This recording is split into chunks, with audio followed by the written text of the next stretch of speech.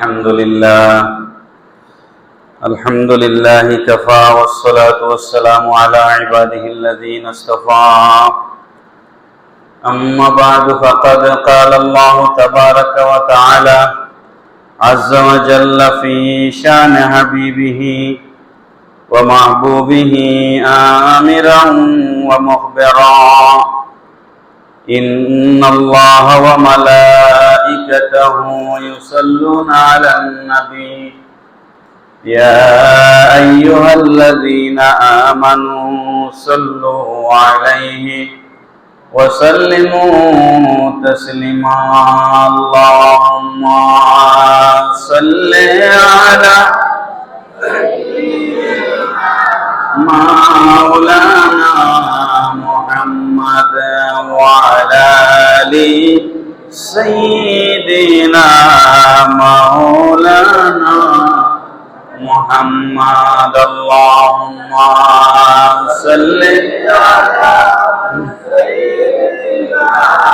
مولانا محمد وعلى آل سيدنا مولانا محمد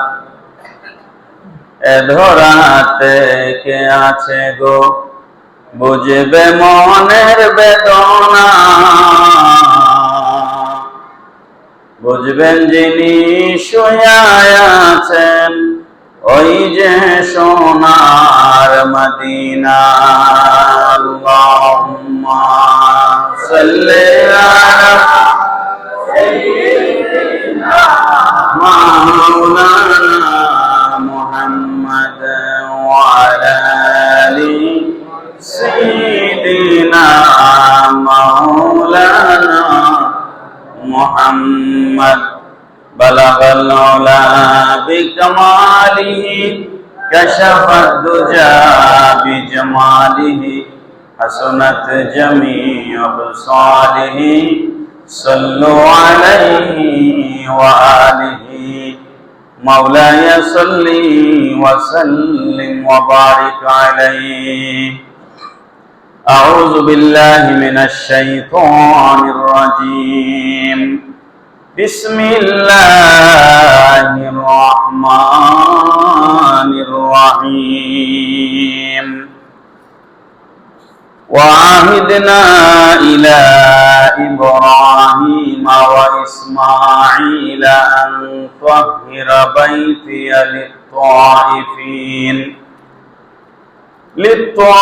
للطائفين والعاكفين والركع السجود صدق الله مولانا العظيم وصدق رسوله النبي الحبيب الكريم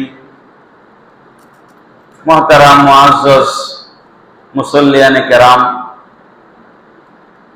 পাঁচগড়ি এই জামে মসজিদ নতুনভাবে পুনর্নির্মাণের পর আজকে 29শে নভেম্বর জুমাবার দিন এই মসজিদ আবার নতুন করে উদ্বোধন হচ্ছে। এই চমৎকার করে এই মসজিদটা নির্মাণ করার আল্লাহ পাক তৌফিক দান করেছেন। মহান মুনিবের দরবারে আমরা সকলে শুকরিয়া আদায় করি, উচ্চ আওয়াজে পড়ি আলহামদুলিল্লাহ। আমি আপনাদের প্রতি, মসজিদ কমিটি, এলাকাবাসী এবং ইমাম সাহেবের প্রতি কৃতজ্ঞতা জ্ঞাপন করছি যে আমাকে দাওয়াত করে আপনারা আজকে এখানে এনেছেন কিছু কথা বলার জন্য। আমি এর আগেও কয়েকবার এই মসজিদে এসেছি, এলাকার প্রায় সব মানুষই আমাকে চিনেন। তো জুমার আলোচনা সময় নির্ধারিত, এর ভিতরেই আমরা সংক্ষেপে কিছু কথা বলবো ইনশাআল্লাহ। আপনারা যারা এই মসজিদ পুনর্নির্মাণে শরীক শামিল হয়েছেন, 1 টাকা থেকে শুরু করে লক্ষ টাকা যে যেভাবে সহযোগিতা করেছেন, সকলের খেদমতকে আল্লাহ পাক কবুল করে কিয়ামতের ময়দানে সকলের জন্য এই মসজিদকে নাজাতের উসিলা করে দিন। সবাই পড়ি আমিন। প্রিয় মুসল্লিয়ানে কেরাম, মসজিদ আমরা নির্মাণ করেছি এটা দুনিয়ার অপরাপর জায়গার মতো নয়। আপনারা কত জায়গায় পয়সা বিনিয়োগ করেন। আমরা নিজের বাড়ি বানাই, একদম আলিশান বাড়ি, অনেকে যাদের তৌফিক আছে আমরা আলিশান বাড়ি নির্মাণ করি। আল্লাহর হাবিব সাল্লাল্লাহু তাআলা আলাইহি ওয়াসাল্লাম বলেছেন, সবথেকে অপ্রয়োজনীয় খরচ হচ্ছে যেই মানুষ তার বাড়ির পিছনে বেশি টাকা খরচ করে। কারণ এই বাড়িটা এমন একটা ঘর, যেই ঘরে আপনি স্থায়ী বাসিন্দা নন। আপনি 20, 30, 40 বছর বাস করবেন, তারপরে আপনাকে এই পৃথিবী ছেড়ে যেতেই হবে। এই জন্য এই ক্ষণস্থায়ী জীবনের জন্য আমরা যে বাড়ির পিছনে যে কোটি কোটি টাকা খরচ করি, এটাকে আল্লাহর রাসূল সাল্লাল্লাহু আলাইহি ওয়াসাল্লাম নিরুৎসাহিত করেছেন। যেই টাকাটা আপনারা এই মসজিদের মধ্যে দান করেছেন, আল্লাহ পাক রব্বুল আলামিন কিয়ামতের ময়দানে আপনাদেরকে উত্তম বদলা দিবেন ইনশাআল্লাহ। আল্লাহর হাবিব সাল্লাল্লাহু তাআলা আলাইহি ওয়াসাল্লাম ইরশাদ করেছেন, তাবরানী শরীফে হাদিস রওয়ায়াত হয়েছে মুজামে কবিরের মধ্যে, নবীজি বলেছেন, আমরা যেভাবে কোনো মানুষের বাড়িতে গেলে, আপনি যদি কারো ঘরে যান, ওই লোক আপনাকে মেহমানদারি করেন। কি করেন? মেহমানদারি করেন। আপনাকে চা নাস্তা দেন, পান খাইতে দেন। খুব ক্লোজ মেহমান হলে আরো বেশি আয়োজন করেন, 10-12টা আইটেম রান্না করে খাওয়ান। যেভাবে আমরা একজন মানুষের বাড়িতে গেলে আমাদেরকে মেহমানদারি করা হয়, নবী পাক সাল্লাল্লাহু আলাইহি ওয়াসাল্লাম বলেছেন, নিশ্চয় এই পৃথিবীর জমিনে মসজিদগুলো হচ্ছে আল্লাহর ঘর, বাইতুল্লাহ। মসজিদ কার ঘর? আল্লাহর ঘর। তো যেভাবে মানুষের ঘরে গেলে মানুষ মেহমানদারি করে, মুমিনরা যখন আল্লাহর ঘরে এসে হাজির হয়, তখন আল্লাহ পাক রব্বুল আলামিন তাকে মেহমানদারি করেন। আল্লাহর মেহমানদারি কি? আল্লাহর মেহমানদারি হচ্ছে আল্লাহ পাক রব্বুল আলামিন তাকে জান্নাতুল ফেরদাউস দান করবেন। সবাই পড়ুন আমিন। নবী পাক সাল্লাল্লাহু তাআলা আলাইহি ওয়াসাল্লাম বলেছেন, যেই ব্যক্তি মসজিদমুখী হলো, 7 শ্রেণীর মানুষ কিয়ামতের ময়দানে কঠিন মুসিবতের সময়, কিয়ামতের মুসিবত কেমন হবে সেটা বোঝানোর জন্য একটা ছোট্ট কথা বলছি, বিস্তারিত বয়ান করার জুম্মার মধ্যে সময় নাই। মাথার উপরে সূর্যকে ফিট করে দেওয়া হবে। এখন যে সূর্যের আমরা আলো পাই, ওই সূর্যটাই তখন মাথার উপরে ফিট করে দেওয়া হবে। এই সূর্য পৃথিবী থেকে 9,30,00,000 মাইল দূরে বর্তমানে অবস্থান করছে। 9,30,00,000 মাইল দূর থেকে সূর্য আমাদেরকে আলো দেয়। সেই সূর্যের আলো আমরা চৈত্র মাস আসলে সহ্য করতে পারি না। সেই সূর্যের তাপ আমরা কি সহ্য করতে পারি? পারি না। কত দূর থেকে সূর্য তাপ দিচ্ছে? 9,30,00,000 মাইল দূর থেকে সূর্য আমাদেরকে তাপ দিচ্ছে। সেই সূর্যের আলো আমরা গরমের সিজনে আমরা সহ্য করতে পারি না। অথচ এই সূর্যকে আল্লাহ পাক কিয়ামতের ময়দানে মাথার উপরে ফিট করে দিবেন, এবং সূর্যের তাপে মানুষের শরীর থেকে এমন ভাবে ঘাম বের হবে, মানুষরা হাসরের মাঠে নিজেরা নিজেদের ঘামের মধ্যে সাঁতরাবে। নিজেরা নিজেদের ঘামের মধ্যে হাসরের মাঠে সাঁতরাবে। শরীরের মাংসগুলো খসে খসে পড়ে যাবে সূর্যের তাপের কারণে। এইরকম একটা পরিস্থিতিতে নবী পাক সাল্লাল্লাহু আলাইহি ওয়াসাল্লাম বলেছেন, কিয়ামতের ময়দানে 7 শ্রেণীর মানুষ সূর্যের আলোক থেকে আল্লাহ পাক হেফাজত করে আরশে আজিমের ছায়ার তলে জায়গা দিবেন। বড় করে বলেন সুবহানাল্লাহ। কয় শ্রেণীর মানুষ? 7 প্রকারের মানুষকে আল্লাহ পাক কিয়ামতের ময়দানে আরশে আজিমের ছায়ার নিচে জায়গা দিবেন। এই 7 প্রকার আলোচনা এখন সময় নাই। 7 প্রকারের মধ্যে একটা প্রকার হচ্ছে নবীজি বলেছেন রাজুলুন কলবুহু মুআল্লাকুন বিল মসজিদে, ওই আল্লাহর বান্দা যে তার অন্তরকে রশি দিয়ে মসজিদের সাথে বেঁধে রেখেছে। বড় করে বলেন সুবহানাল্লাহ।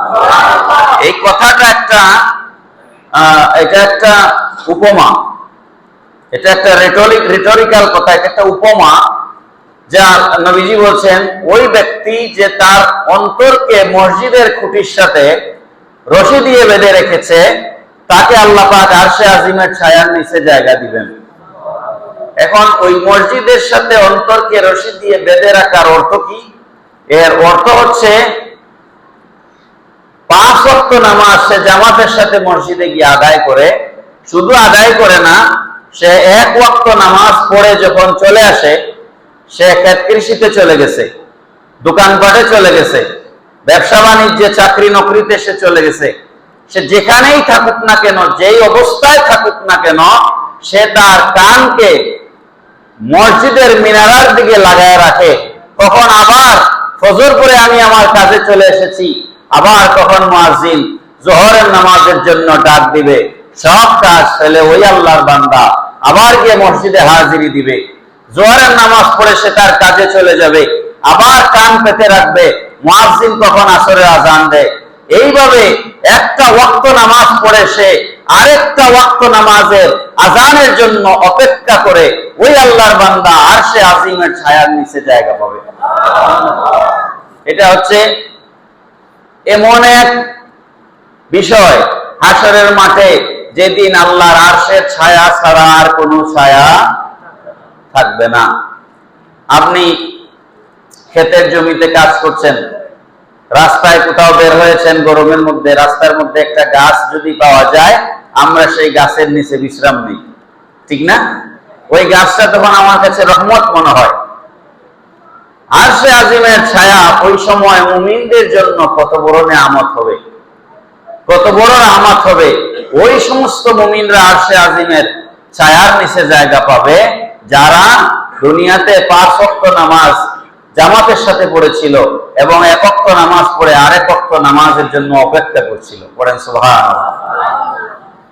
মসজিদে টাইলস লেগেছে, মসজিদে সুন্দর নতুন ফ্যান এসেছে, মসজিদে নতুন কার্পেট এসেছে, এই সব কিছু মসজিদের সৌন্দর্য।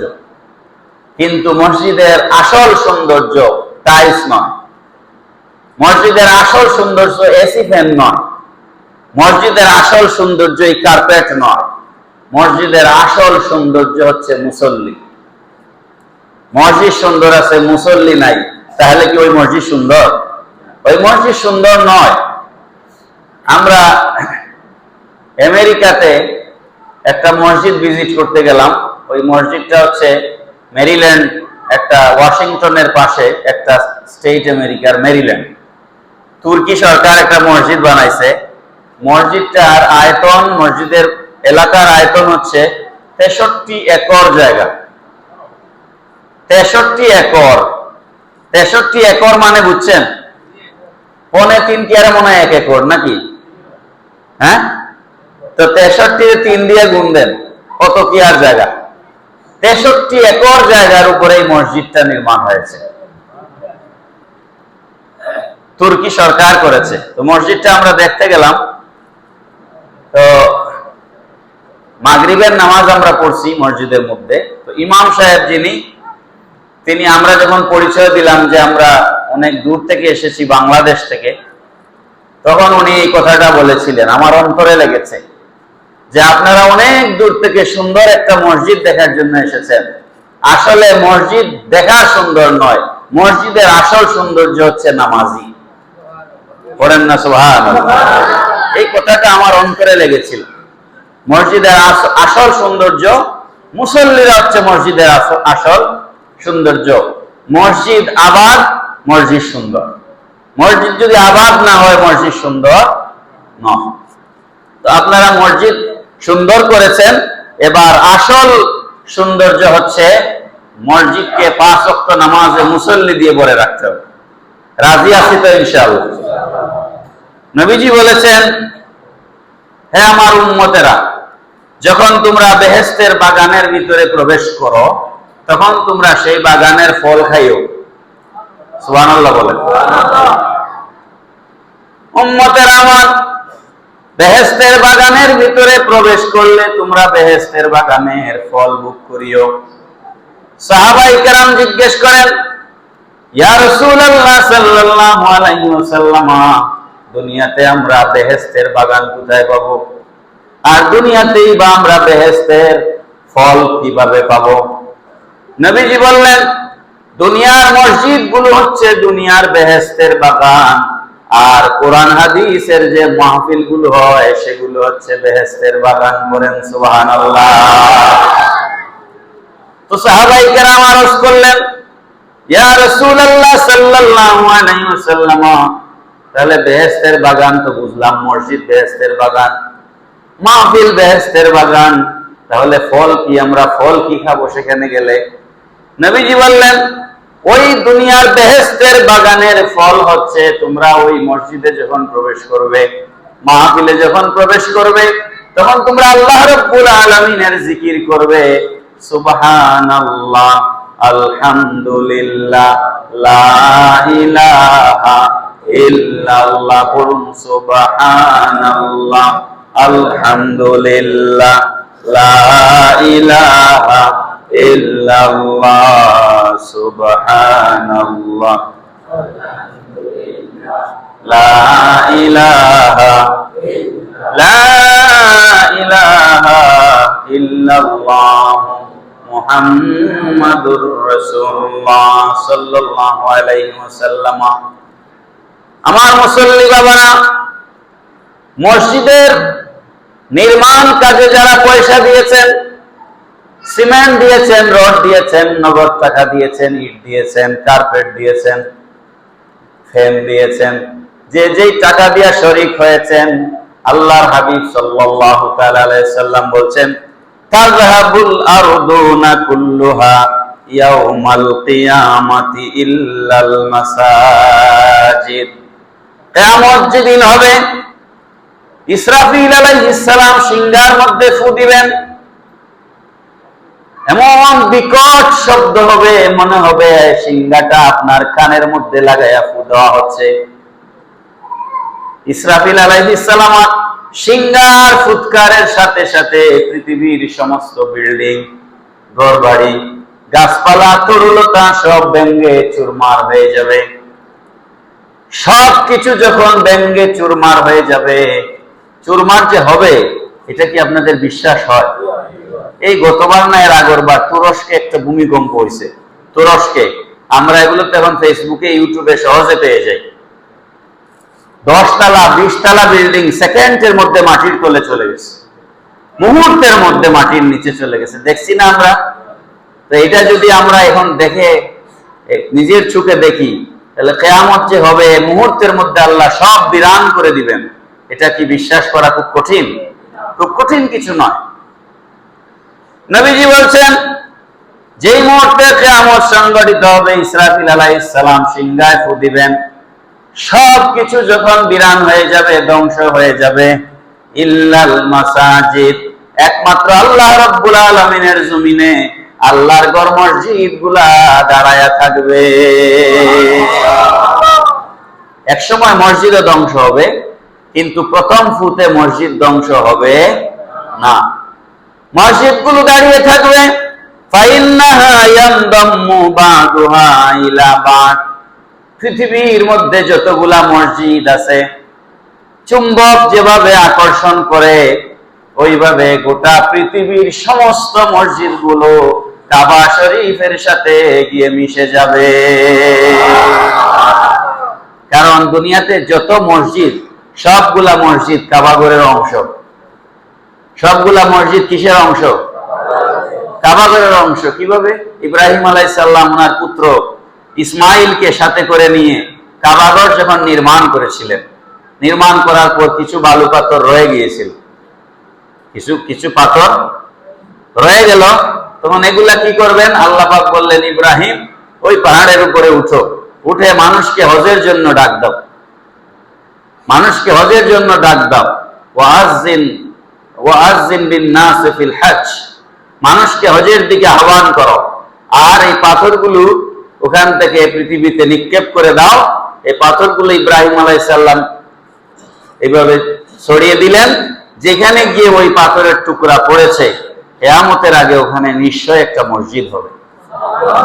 এজন্য এই পৃথিবীতে যত মসজিদ আছে সেগুলো কাবা শরীফের একটা অংশ, কিন্তু মর্যাদা কাবা শরীফের মতো নয়। মর্যাদা কি কাবা শরীফের মতো? হাদিস শরীফের মধ্যে এসেছে, নবীজি বলেছেন, কেউ যদি কাবা শরীফে এসে, কাবায়ে মুআজ্জামা এসে 1 রাকাত নামাজ আদায় করে, তাহলে সে 1 লক্ষ রাকাত নামাজ পড়ার সওয়াব পাবে। এই জন্য মানুষ লক্ষ লক্ষ টাকা খরচ করে হজে যায়, ঠিক কিনা? উমরায় যায়, লক্ষ লক্ষ টাকা খরচ করে। কাবা শরীফের আঙ্গিনায় 1 রাকাত নামাজ পড়লে 1 লাখ রাকাতের সওয়াব। মসজিদে নববী শরীফে, নবীর মসজিদে যেটা মদিনাতুল মুনাওয়ারায়, 1 রাকাত নামাজ পড়লে 50,000 রাকাত নামাজ পড়ার সওয়াব হয়। ইমাম মালিক রাহমাতুল্লাহি আলাইহি বলেছেন, আমার ফতোয়া হচ্ছে, যদি কাবা শরীফে 1 রাকাত নামাজ পড়লে 1 লাখের সওয়াব হয়, তাহলে মদিনাতুল মুনাওয়ারায় নবীর মসজিদে 1 রাকাত নামাজ পড়লে 2 লক্ষ রাকাত সওয়াব হবে। কেন? কারণ এখানে মসজিদও আছে, নবীও আছে। বড় করে বলেন না সুবহানাল্লাহ। এখানে মসজিদও আছে, নবীও আছেন, এই জন্য কাবার ডবল সওয়াব এখানে হবে। সুবহানাল্লাহ। তো আর ফিলিস্তিনের মসজিদে আকসা মুসলমানদের প্রথম কিবলা, এইটাতে 1 রাকাত নামাজ আদায় করলে 25,000 রাকাত নামাজ পড়ার সওয়াব হয়। পড়েন সুবহানাল্লাহ। আর পাড়া মহল্লার জামে মসজিদ, কোন মসজিদ? জামে মসজিদ, যেটার মধ্যে জুমার নামাজ হয়। পাড়া মহল্লার জামে মসজিদের মধ্যে 1 রাকাত নামাজ জামাতের সাথে আদায় করলে 500 রাকাত নামাজ পড়ার সওয়াব হয়। বড় করে বলেন সুবহানাল্লাহ।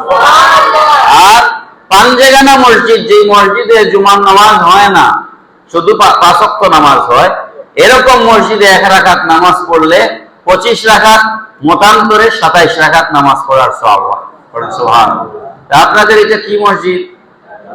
জামে মসজিদ। তো আপনি যদি এখানে এসে নামাজ আদায় করেন, 1 রাকাত নামাজের বিনিময়ে আপনি 500 রাকাত নামাজ পড়ার সওয়াব পাবেন। তো আমরা কি সওয়াব নিতে চাই কি চাই না? নামাজ পড়তে হবে, এবং 5 ওয়াক্ত নামাজ জামাতের সাথে পড়তে হবে। আল্লাহ পাক তৌফিক দিন, সবাই পড়ুন আমিন। তো এই যে মসজিদগুলা, ইসরাফিল আলাইহিস সালাম সিংহায় ফু দিবেন, ফু দেওয়ার পর সমস্ত দুনিয়ার সবকিছু ধ্বংস হয়ে যাবে, বাকি থাকবে কি? কি থাকবে? এই মসজিদগুলো তখন কি করবে জানেন? মসজিদগুলো দাঁড়ায় থেকে কি করবে জানেন? এই মসজিদ যার পয়সায় নির্মাণ হয়েছে, এই মসজিদে যার টাকা দিয়ে ইট বালু সিমেন্ট লেগেছে, ওই মসজিদ তখন ওই আল্লাহর বান্দার পক্ষে আল্লাহ রাব্বুল আলামিনের দরবারে কিয়ামতের এই কঠিন বিভীষিকাময় পরিস্থিতিতে তার পক্ষে আল্লাহর দরবারে ফরিয়াদ করবে। তাহলে ভালো কাজে টাকা দিছি আমরা, তা ঠিক না বেঠিক? তবে নিয়ত সহি হতে হবে, নিয়ত সহি হতে হবে। আমি এলাকার নাম বলবো না, 8 কোটি টাকা খরচ করে একটা মসজিদ নির্মাণ হয়েছে এক জায়গায়, 8 কোটি। তো আমি মসজিদটা দেখে 8 কোটি টাকা কি সুন্দর মসজিদ হবে, বুঝতে পারতেছেন না আপনারা? 8 কোটি কি মুখের কথা? তো যেখানে 800 হাজার লাখ টাকা, হ্যাঁ 800 লাখ টাকা, 800 লাখ টাকা, 8 কোটি। তো আমি বলছি যে খুব সুন্দর মসজিদ হয়েছে। তখন আমাকে একজন বললেন যে এই মসজিদে 8 কোটি টাকা কালেকশন কিভাবে হয়েছে আপনি জানেন? আমি বললাম না। কালেকশন হয়েছে, কেউ একজন বলেছেন, আমাকে যদি মুতওয়াল্লি বানাও তাহলে আমি এত টাকা দিব, আমাকে যদি সেক্রেটারি বানাও তাহলে আমি এত টাকা দিব, আমাকে যদি ক্যাশিয়ার বানাও তাহলে আমি এত টাকা দিব। তাহলে এই যে লক্ষ লক্ষ টাকা দান করছে, এটা কি আল্লাহর ওয়াস্তে করছে না মুতওয়াল্লি হওয়ার জন্য করছে? মুতওয়াল্লি হওয়ার জন্য করছে। এই জন্য কখনোই এইরকম দানশীল হবেন না যে আমার নাম থাকতে হবে, আমার পদ থাকতে হবে। পদ আলাদা জিনিস, আপনার যোগ্যতা থাকলে এলাকার মানুষ আপনাকে পদ দিবে, পঞ্চায়েতের নেতা বানাবে, মুতল্লি বানাবে, কিন্তু সেটার সাথে পয়সার কোনো সম্পর্ক নাই, দান করার কোনো সম্পর্ক নাই। যদি আপনি আল্লাহর কাছে দানের বিনিময় পেতে চান, যদি আপনি দানের বিনিময় পেতে চান, তাহলে আপনাকে এইভাবে দান করতে হবে। আমার সময় খুব কম, তো এই জন্য আমি সব কথা বলছি না, সংক্ষেপ করে বলছি। আচ্ছা, ইনশাল্লাহ বলবো। তো মসজিদ যে আপনারা বানিয়েছেন, এই মসজিদের কিছু আদব নিয়ম কানুন আছে, মসজিদের কিছু আদব নিয়ম কানুন আছে। আমি তো ওয়াজ করি মাঠে ময়দানে, বহু জায়গায় এরকম হয় যে মানুষকে 2 ঘন্টা ওয়াজ করে বুঝাইলাম শান্তি, শৃঙ্খলা, ভালোবাসা, হৃদ্যতা, মহব্বত, কিন্তু মাহফিল শেষে মুনাজাতের সাথে সিন্নি নিয়ে মারামারি লাগাই দিল। এরকম ঘটনা আছে না নাই? তার মানে আমার 2 ঘন্টার ওয়াজে 1 পয়সাও কাজ হয় নাই। কি কথাটা ঠিক না বেটি? 2 ঘন্টার ওয়াজে 1 পয়সারও কাজ হয় নাই। আপনার ঘরে কি খাবার নাই? বলেন আছে না নাই? তাহলে সিন্নি নিয়ে মারামারি লাগাইলেন কেন? এই খাবারের প্রতি কি আমাদের, এটা একটা উদাহরণ দিচ্ছি আমি আপনাদেরকে, যে আমরা যদি মসজিদের ভিতরে, বহু এলাকায় এরকম সমস্যা তৈরি হয়, কমিটি নিয়ে মসজিদের ভিতরে মারামারি লেগে যায়, আধিপত্য নিয়ে মারামারি লেগে যায়। মসজিদের ভিতরে কোন ধরনের সাউন্ড শব্দ, ওমর আল ফারুক রাদিয়াল্লাহু তাআলা আনহু মসজিদের ইমাম, ওনার খেলাফতের আমলে একজন বাজার থেকে এসে সে নামাজের জামাতে দাঁড়াইছে, দপাস করে তার ব্যাগটা রাখছে, রাখার পরে ব্যাগের ভিতরে কোনো জিনিস ছিল, শব্দ করে উঠছে, আওয়াজ করে উঠছে। ওমর রাদিয়াল্লাহু আনহু সালাম ফিরাইয়া বলছেন, এই ব্যাগ কার? আমার। তাকে শাস্তি দিয়েছেন যে তুমি নামাজে মানুষের মনোযোগ নষ্ট করছো, তুমি এই ব্যাগ এরকম রাখছো কেন? নামাজে মানুষের মনোযোগ নষ্ট করেছো। অর্থাৎ একটা ব্যাগ এইভাবে রাখতে হবে যাতে করে কোনো শব্দ না হয়। হযরত খালফ রাদিয়াল্লাহু তাআলা আনহু, নবীজির সাহাবী, মসজিদের ভিতরে বসা ছিলেন। এমন সময় ওনার গোলাম কৃতদাস এসেছে, ব্যবসায়িক কারণে কিংবা কেউ একজন ওনার সাথে সাক্ষাৎ করতে এসেছে। গোলাম এসে মসজিদের ভিতরে ওনার সাথে কথা বলতেছে। হযরতে খালফ রাদিয়াল্লাহু তাআলা আনহু ওই কৃতদাসকে হাত ধরে মসজিদ থেকে বের হয়ে গেলেন। মসজিদের ভেতরে কোনো কথা বললেন না, যা কথা বলার বাইরে বলে তারপরে আবার এসে মসজিদে প্রবেশ করলেন। পড়েন সুবহানাল্লাহ। লেখা থাকে না মসজিদগুলোতে দুনিয়াবি আলাপ নিষেধ? এটা একটা কথার কথা না, এটা একটা কথার কথা নয়। মসজিদের ভিতরে যখন আপনি প্রবেশ করছেন, আল্লাহর নবী সাল্লাল্লাহু তাআলা আলাইহি ওয়াসাল্লাম বলেছেন, কোন মানুষ যখন মসজিদের ভিতরে প্রবেশ করে, মসজিদের ভিতরে ঢুকে সে যদি চুপচাপ বসে থাকে, কোনো তাসবিহ, তাহলিল, জিকির, আজকার কোনো কিছুই না করে, শুধুমাত্র চুপচাপ মসজিদের ভিতরে বসে থাকে, যতক্ষণ বসে থাকবে ওই টাইমের আল্লাহ রাব্বুল আলামিন তার কাছ থেকে কোনো হিসাব নেবেন না, কোনো হিসাব নেবেন না আল্লাহ রাব্বুল আলামিন। আর আপনি যদি মসজিদে ঢুকবার সময় মনে মনে খালি এই কথা বলেন যে আমি সুন্নত ইতিকাফের নিয়ত করলাম, নাওয়াইতু সুন্নাত আল ইতিকাফ, আপনি 10 মিনিট বসছেন মসজিদে, ইতিকাফ করার সওয়াব পাবেন। মসজিদে ঢুকছেন, কি বলছেন? মনে মনে বলছেন যে আল্লাহ আমি ইতিকাফের নিয়ত করলাম। এই ইতিকাফের নিয়ত করলাম বলার সাথে সাথে যতক্ষণ আপনি মসজিদে ছিলেন ততক্ষণ আপনার ইতিকাফের সওয়াব। আর মসজিদে যখন ঢুকবেন, মসজিদে ঢুকে প্রথমেই 2 রাকাত নামাজ আদায় করে নেবেন। এটা হচ্ছে সুন্নাত, মসজিদের হক, যেটাকে আমরা তাহিয়াতুল ওযু বা দুখুলুল মসজিদ বা তাহিয়াতুল মসজিদ, এভাবে এক এক উলামায়ে কেরাম এক এক ভাবে নামে বলে থাকেন, সেটা করবেন। মুহতারাম হাজিরিন, আমি শেষ করব ইনশাআল্লাহ। তো অনেক কথা, মসজিদকে পরিষ্কার রাখবেন। মসজিদের টাইলস লাগাইছেন, এখন এটা পরিষ্কার রাখতে হবে। পরিষ্কার শুধু ইমাম সাহেব আর মুয়াজ্জিন সাহেবের দায়িত্ব নয়, এলাকার সবার দায়িত্ব। ওমর আল ফারুক রাদিয়াল্লাহু তাআলা আনহু প্রতি শনিবার দিন মদিনাতুল মুনাওয়ারা থেকে মসজিদে কুবায় যাইতেন। যেই মসজিদে কুবার ব্যাপারে কোরআন শরীফের আয়াত নাজিল হয়েছে, মসজিদে কুবায় প্রতি শনিবার দিন যাইতেন এবং খেজুরের ডাল নিয়ে নিজ হাতে মসজিদে কুবা ঝাড়ু দিতেন।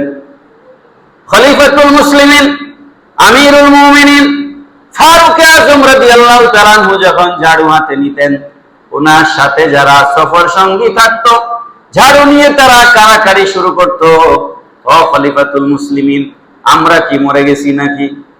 আপনি কেন ঝাড়ু দিবেন? আমাদের হাতে ঝাড়ু দেন। আমিরুল মুমিনিন বলেন, না না, এই ঝাড়ু দেওয়া আমার নবীর সুন্নাত, তোমরা আমাকে নবীর সুন্নাত থেকে বিরত রাখিও না। হাদিস শরীফ শুনেন, ইন্নান নাবিয়্যা কানা ইয়াতবিউ গুবারাল মাসজিদি বিজাজিজা। হযরত মুত্তালিব বিন আব্দুল্লাহ বিন খাত্তাব রাদিয়াল্লাহু তাআলা আনহু থেকে হাদিস বর্ণিত হয়েছে, নবী পাক সাল্লাল্লাহু তাআলা আলাইহি ওয়াসাল্লাম ঘোড়ায় চড়ে মসজিদে কুবায় তাশরীফ নিলেন। ঘোড়াকে সামনে বেঁধে রেখে নিজ হাতে ঝাড়ু নিয়ে মসজিদে কুবা ঝাড়ু দিলেন।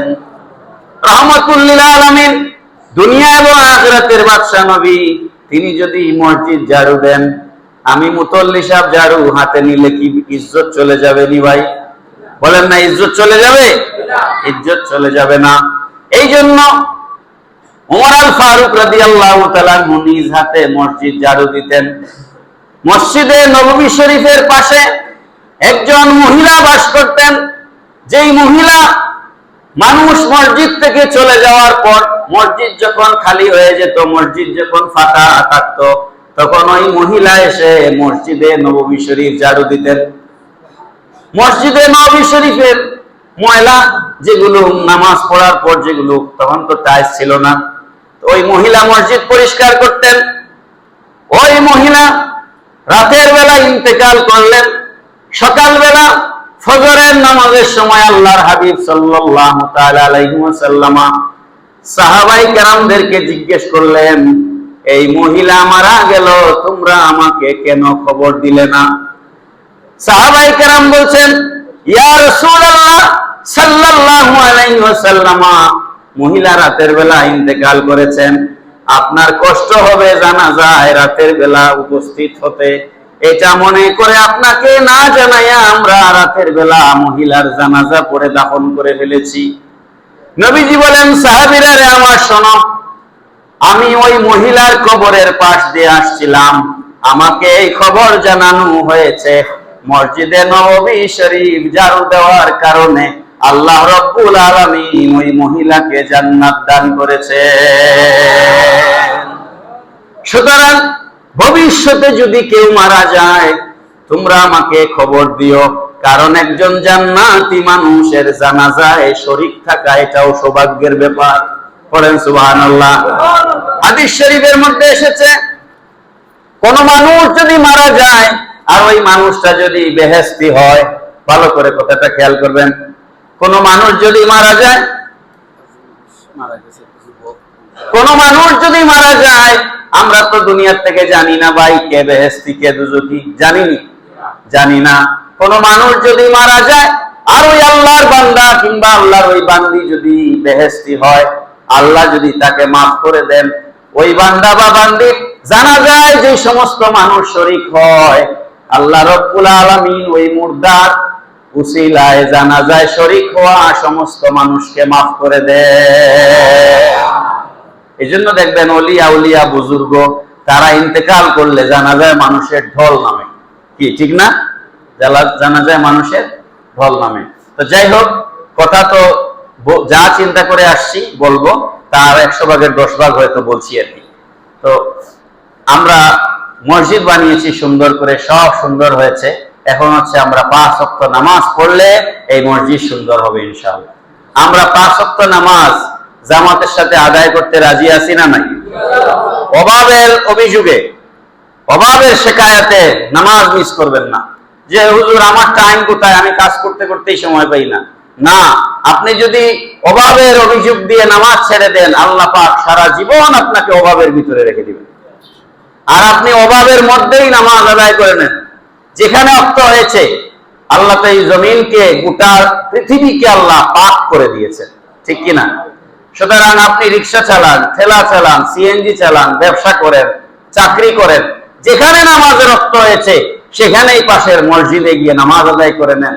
নামাজের ব্যাপারে শরীয়তের ফয়সালা হচ্ছে, আপনি যেই এলাকায় বাস করেন, যে মহল্লায় আপনি বাস করেন, ওই মসজিদে নামাজ পড়ার হক আপনার বেশি। আপনি আপনার পাড়ার মসজিদে নামাজ আদায় করবেন। আর যারা চাকরি করেন, ব্যবসা করেন, তার জন্য তার অফিস যে এলাকায়, ওই এলাকার মসজিদ হচ্ছে তার মহল্লা। তিনি দিনের বেলার নামাজ ওখানে পড়বেন, বাড়িতে ফিরে আসলে এলাকার মসজিদে নামাজ পড়বেন। এটা হচ্ছে শরীয়তের ফয়সালা। আর ছাত্রদের জন্য একটা ভিন্ন মাসলা আছে। ছাত্র তার উস্তাদ যেখানে নামাজ পড়ান, সে ওখানে গিয়ে নামাজ পড়া তার জন্য উত্তম। সে তার উস্তাদের কাছ থেকে সবক গ্রহণ করবে, নসিহত গ্রহণ করবে। এই হচ্ছে নামাজের বিধান। সুতরাং যেখানে নামাজের রক্ত হয় আমরা সেখানে নামাজ আদায় করে নিব। আল্লাহ পাক তৌফিক দিন, সবাই বলুন আমিন। মৃত্যুর পর প্রথম যে হিসাব আল্লাহ পাক, দুইটা বিষয়ের হিসাব হাদিস শরীফে এসেছে। দুই বিষয়ের হিসাব আল্লাহ পাক সর্বপ্রথম নিবেন। একটা হচ্ছে নামাজ, আর একটা হচ্ছে হত্যাকাণ্ড। নামাজের হিসাব নিবেন, যদি নামাজে পাস করে তাহলে বান্দা পাস, পড়েন না সুবহানাল্লাহ। আর আরেকটা হচ্ছে কোন মানুষ যদি দুনিয়াতে কাউকে খুন করে তাহলে আল্লাহ পাক তাকে মাফ দিবেন না, বলবেন এই বান্দাকে আমি সৃষ্টি করেছিলাম, তুমি তাকে মেরে ফেলেছিলে, এবার তুমি তার জান দাও। পারবেননি কেউ দিতে, বলেন কার পক্ষে সম্ভব? এই জন্য এই দুইটা জিনিসের হিসাব হবে সর্বপ্রথম। কি কোন দুইটা জিনিস? একটা হচ্ছে নামাজ, আরেকটা কি? খুন, খুনের বিচার। এই দুইটা প্রথম হবে। এই জন্য কোন অবস্থাতেই আল্লাহ পাক বলেছেন, আল্লাযীনা ইয়াযকুরুনাল্লাহা কিয়ামান ওয়া কুউদান ওয়া আলা জুনুবিহিম, হে আমার বান্দারা আমার জিকির করো দাঁড়ায়া, দাঁড়াতে না পারলে বসিয়া, বসতে না পারলে শুয়া। অর্থাৎ ওই সমস্ত বান্দা যারা অসুস্থ হয়ে চলাফেরা করতে পারে না, বিছানায় পড়ে গেছে, কিন্তু মাথা ঠিক আছে, হুঁশ ঠিক আছে, হুঁশ হালতে আছে, কিন্তু বিছানায় পড়ে গেছে, উঠা বসা চলাফেরা করতে পারে না, ওই আল্লাহর বান্দা বিছানায় শুয়া শুয়া নামাজ পড়তে হবে। বিছানায় শুয়া যদি নামাজ পড়া লাগে তাহলে বিয়ার অনুষ্ঠানে গেলে আর নামাজ পড়ার দরকার নাই। কিতাব ঠিক নাই? আমরা দেশে বিয়াত গেলে কয়জনে নামাজ পড়ে? পড়েননি? মাথেন না? পড়েননি না? বিছানায় শুয়া যদি নামাজ মাফ না হয় তাহলে বিয়ের অনুষ্ঠানের জন্য নামাজ মাফ হবে? হবে না। রাজনৈতিক জনসভায় গেলে নামাজ মাফ? মাফ নেই না। এই জন্য আপনি বিছানায় পড়ে গেলেও নামাজ পড়তে হবে। কিয়ামতের ময়দানে ঘাট ধরে চেহারা উপর করে কিছু মানুষকে জাহান্নামে নিক্ষেপ করা হবে। জিজ্ঞেস করা হবে, মা সালাকাকুম ফি সাকার, কি জন্য এই মানুষগুলোকে, কি জন্য তোমাদেরকে উপর করে জাহান্নামে নিক্ষেপ করা হচ্ছে? তখন তারা বলবে, কালু লাম নাকু মিনাল মুসাল্লিন, আমরা দুনিয়ায় থাকতে নামাজি ছিলাম না। পড়েন নাউযুবিল্লাহ। তাহলে শেষ কথা কি? নামাজ। শেষ কথা কি? নামাজ।